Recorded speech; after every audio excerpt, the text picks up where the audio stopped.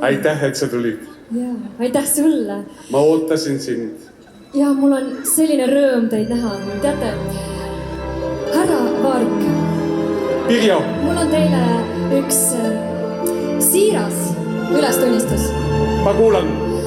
Mulle on alati meeldinud näitlejad. Nad on nii erilised.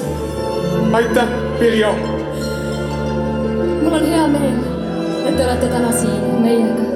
Mul on üle kõige maailmas meeldinud Tartu lauljad. Kui